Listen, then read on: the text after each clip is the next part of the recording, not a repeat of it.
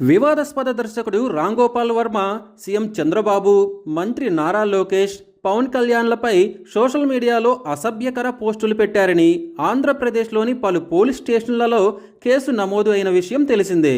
కూటమి ప్రభుత్వం అధికారంలోకి రావడంతో టీడీపీ కార్యకర్తలు ఆయనపై పెద్ద ఎత్తున ఫిర్యాదు చేశారు.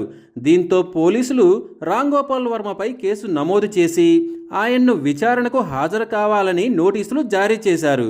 అయితే పోలీసులు ఇచ్చిన నోటీసులపై రామ్ గోపాల్ వర్మ నుంచి ఎటువంటి స్పందన రాకపోవడంతో అదుపులోకి తీసుకోవడానికి పోలీసులు ఆయన ఇంటికి చేరుకున్నారు.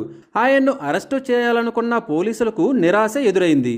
రామ్ గోపాల్ వర్మ ఇంట్లో లేకపోవడంతో పోలీసులు వెనుదిరిగారు. ప్రస్తుతం రామ్ గోపాల్ వర్మ కోసం పోలీసులు గాలిస్తున్నారు. రామ్ గోపాల్ వర్మ దీనిపై ఓ వీడియో విడుదల చేశారు. పోలీసుల నోటీసులకు తాను ఏడవడం లేదని, ఉనికిపోవటం లేదని చెప్పారు.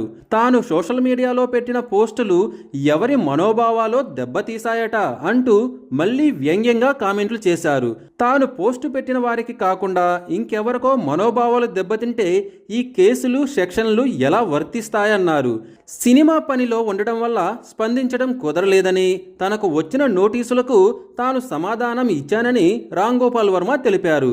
తాజాగా ఆయన ఓ ప్రముఖ ఛానల్లో మాట్లాడుతూ, నాకు జగన్ అంటే ఇష్టమని, ఆయన్ను వ్యక్తిగతంగా ఇష్టపడతానని రామ్ గోపాల్ వర్మ చెప్పుకొచ్చారు. జగన్ క్యారెక్టర్ నచ్చుతుందని, అందుకే ఆయన గురించి కామెంట్స్ చేశానని వర్మ తెలిపారు.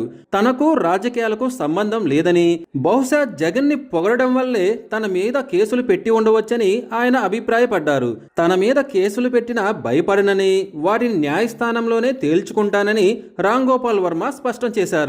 తనకి ఇప్పటికీ జగన్ అంటేనే ఇష్టమని రామ్ గోపాల్ వర్మ కుండబద్దలు కొట్టేశారు.